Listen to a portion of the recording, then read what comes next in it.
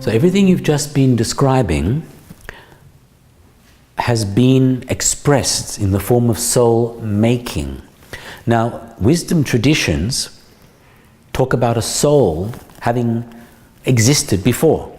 So perhaps we can call it soul remaking, because there is a loss of memory of what might have been before, especially when people go to places that they've never been to or meet people that they've never met, and there is a very powerful familiarity both with the physical place that they have attended or visited, or the people that they meet. Something gets triggered in their memory, hence the whole issue surrounding past lives. Now, as part of the spectrum of conscious mind / identity, personality, character, then soul linked to spirit, in my tradition we say that the spirit is a fractal of the eternal, not a geometric exact repetition, but a fractal of, within itself it's complete, and a soul is a fractal of the spirit, and therefore the identity is the part that's becoming, because it's new, it's what develops in this life, and that is a fractal of the soul. In other words, there's something that links it all the way through back to the original self, and this is the other, well, on the back of that statement, the original self. Now in Buddhism, I'd just like to say, they don't use the word soul or spirit. They talk about the essential nature / original self as being part of the nature of existence. So it is the essential nature. And what is our essential nature? They use this term emptiness. Now, what is this emptiness? We're living in a world that is so full of somethingness. Of course, that's the matter aspect, and the subatomic particles, etc. And then there's energy. We spoke of wave before, light that can behave like waves and particles. So just to look at this issue that the quantum worldview is offering us, I am now presenting something that's saying, how can we approach this very, very specific principle that is at the foundation of Buddhism, the principle of emptiness, that can encompass all of these different variations and manifestations of ourselves as multi-level beings, as it were. And one other last thing to add to this, that being the case, the interconnectivity is based on this concept of, or principle of interconnectivity, is based on what is the fundamental principle that links it all. Yeah. And this is what I think would be very significant and useful for people, because there are so many people on the planet that either come from a religious background or some wisdom tradition. And I differentiate the two, because one focuses on giving people a sense of solidarity through commonality and security, which is the religion, to religate, to relink, and the wisdom traditions are based on spiritual paths. The spiritual path is a lone path. A religious path is a social path. And so understanding that we have to more or less isolate ourselves in order to individuate from the mass and find what our essential nature is, in order to then come back into that mass having realized ourselves. So this is where I'm coming from. How would or does the quantum worldview explain and describe this process? Yes. So let's start with the very last thing that you mentioned, because it is very important to see our relationships to our heritage. Religion, spirituality, these things are our absolutely brilliant heritage, although science, as it has grown now, denies the validity of religion, and with it even throws out something that is innate in us, namely spirituality. At least religions are a derived thing from spirituality, depending on what paths people or this particular religion pursue. But spirituality is innate. Even that, the present scientific worldview, materialism, tend to deny. So from that, quantum worldview is creating an integration. How does quantum worldview look at the various paths? In quantum worldview, there are three fundamental principles. We have mentioned all of them already in implicit way. Let's make them explicit. The first one is called non-locality. We have an innate connection, a potential connection to oneness. You and I are connected, but it's a potentiality. How do we actualize it? We can actualize it through this establishment of non-local communication between us. We correlate with each other. That's a quantum word, correlate. How do we correlate with each other? We can do meditation. We can meditate together with the intention that I really want to correlate with you. I want to really establish communication with you that is instant, without using any signal. That is a non-local direct communication. So this intention and meditation, these are ways with which we can then establish a non-local communication. So this is one path. How is this path used in traditions? You mentioned Buddhism. Buddhism has the concept of Sangha. Christianity, everybody knows, it has the church. These are the ways that these religions establish a community. That community is a community linked by non-locality. This is why this community is so coherent between the people that are parts of the community, members of the community. Community is always emphasized in most religions, not all religions, but most religions, especially Buddhism and Christianity, and Muslims too. Next path, next principle in quantum physics is called principle of discontinuity. We have mentioned the realm of manifest experience. We have also mentioned the realm of potentiality. These two realms are not continuously connected. The connection is discontinuous. Nothing connects them. Nothing continuous connects them. So how does this occur? It occurs through what is allowed in quantum physics. This is a fundamentally new concept. In quantum physics, movement can be continuous, with which we are familiar, but movement can also be discontinuous, with which not all of us are familiar, but people who are creative, they are familiar. Creativity consists of quantum leaps. So this discontinuous movement we call quantum leaps because we borrow the metaphor from Niels Bohr, who first discovered that when electrons jump from one atomic orbit to another, they don't go through the intervening space. How are they doing it? Bohr said, oh, they are taking a discontinuous leap. Let's call it quantum leap. We take these quantum leaps in creativity. Again, you mentioned Buddhism. Zen Buddhism emphasizes this quantum leaps of experience.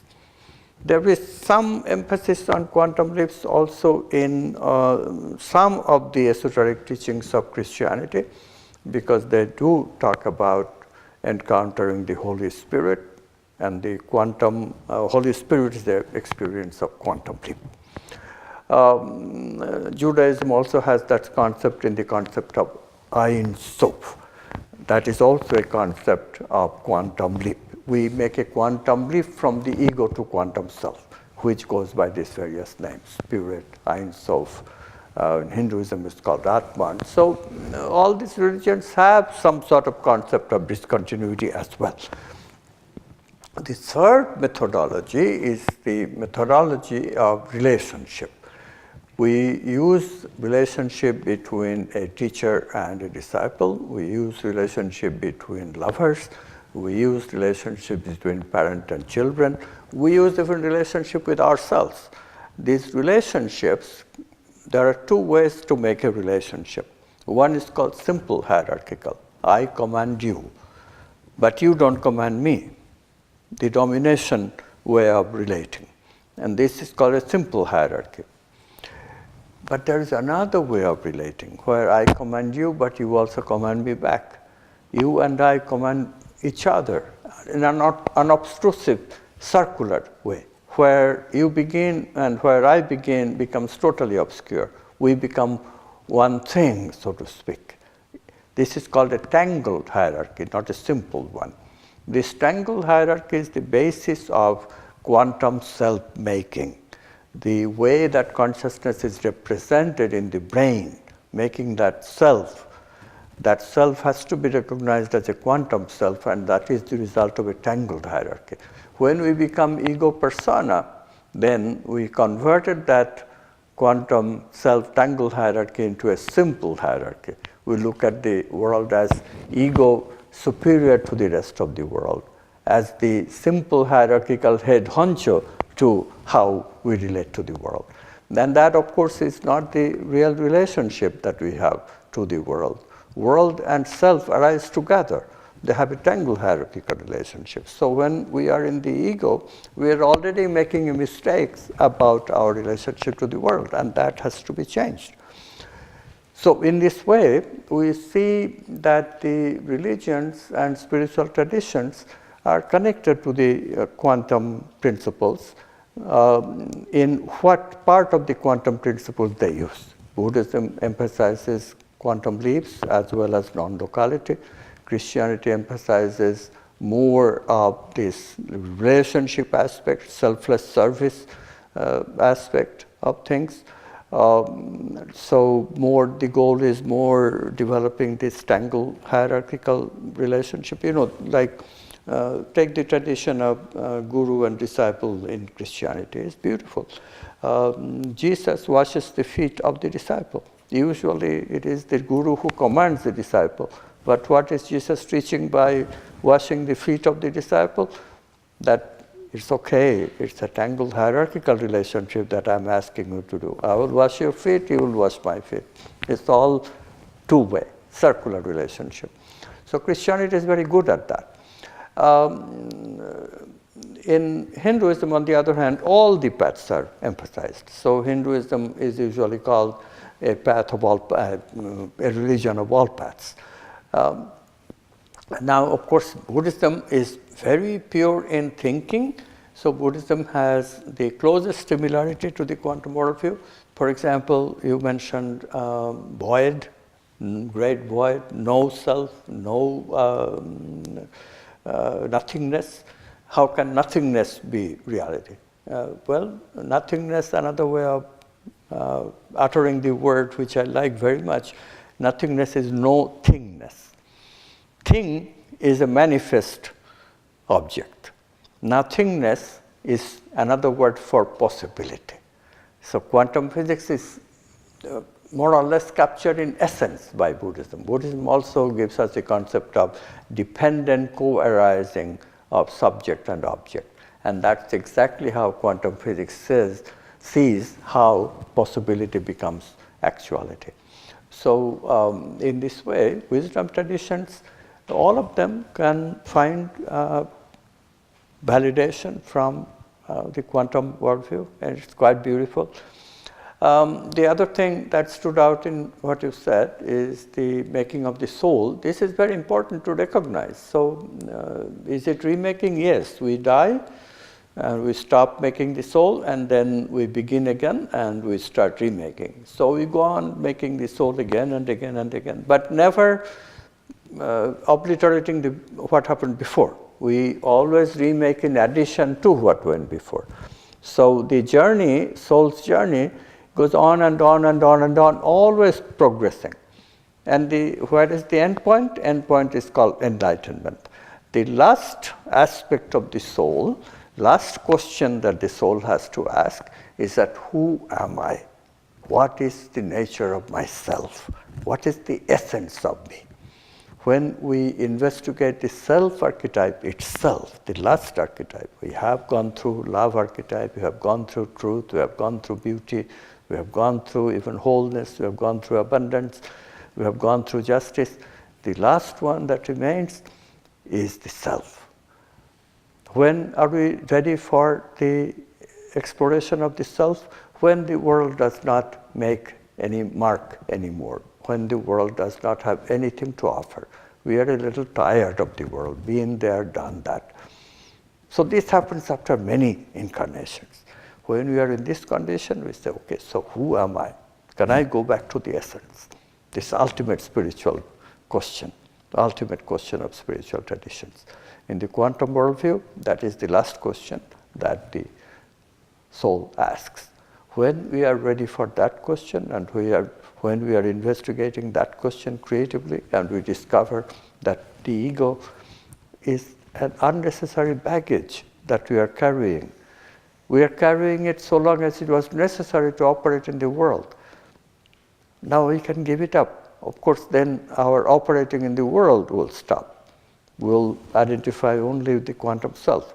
What's the advantage of it? Quantum self is the place where we connect to the whole being, the ground of being. Quantum self is our doorway to the ground of being. When we live in the quantum self, whenever we are in the unconscious, let it be sleep or if it be in between thoughts, whenever we are in the unconscious, we are with the unconditioned ground of being, unmanifest ground of being. And that is our essence. So living in that way is called liberated living, liberated in life itself. In Hinduism, the concept of Jivan Mukta, there is such concepts in other religions as well. So wisdom traditions indeed describe all the states that we now can legitimize as scientific in the quantum worldview. It's a beautiful journey. We start with complete separateness in the form of ego, character, persona. We shed the persona, we become authentic. Authenticity allows us to creatively change ourselves, make the soul. We gradually make the soul over many incarnations, and then we tire of the whole process. We investigate, explore the last question, who am I? What is the self archetype? And when we investigate and realize the self, we find that we are the whole enchilada. We are the ground of being. So when we die after this realization, we are not born again. We have attained nirvana in Buddhism. We have attained moksha in Hinduism. And similarly, other religions have similar concepts. Jesus would say, my Father and I have become one finally.